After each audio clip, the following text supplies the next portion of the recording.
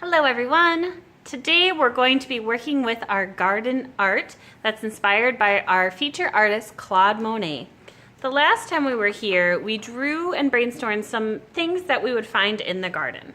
Today what we're going to do is we're loosely cutting out these objects, and it's okay to leave the white space intact. It would be really hard to try to get all of these things out, so it's okay to leave them in there. You're going to continue cutting out all of these things and things that are next to each other. If you want to leave them together, you can cut them in one piece of paper. So that is your first step.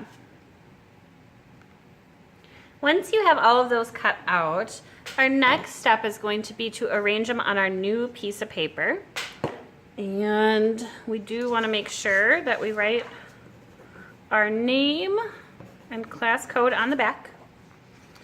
Our new paper is going to become our garden scene, and we have all these fun objects that are going to go into our garden.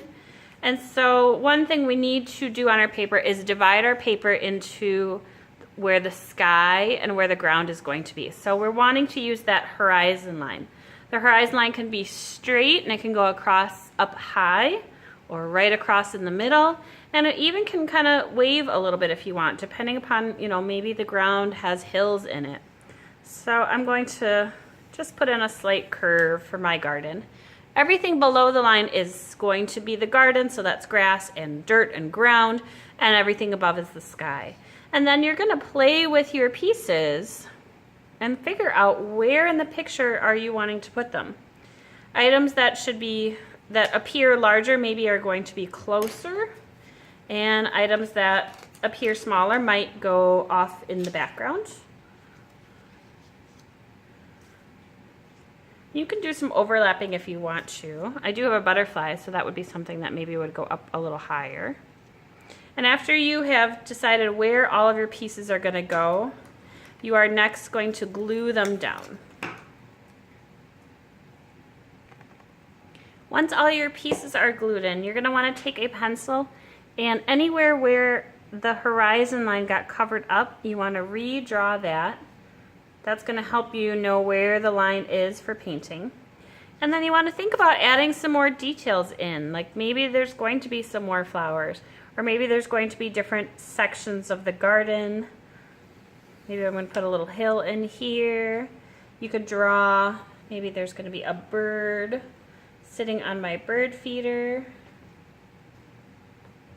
Maybe you can add some details into the sky or other vegetables. Maybe there's even a sign for what type of vegetable I put in. Instead of trying to fit the word carrot, I'm just going to draw a little carrot. I think that would be fine. Okay, so add in some more details, and then after you're done adding details, we are going to get our watercolor paint supplies out. So you'll need a cup, you'll need your paint, probably a large brush for big areas and a smaller brush for small areas. And you do want to get a painting placemat to put underneath your work.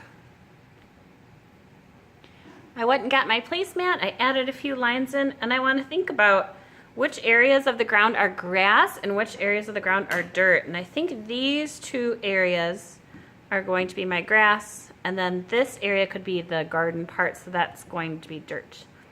And then we're going to carefully watercolor our painting.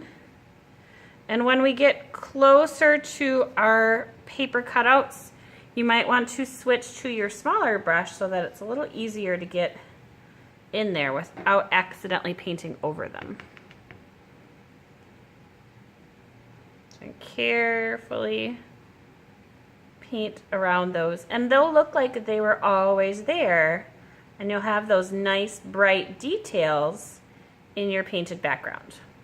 So as you're painting, one thing you can think about doing, and I realize this is very thin paper so it's soaking through, is you can add and mix in a little bit of yellows into your green or blues into your green, and you can do some texture by adding some dots.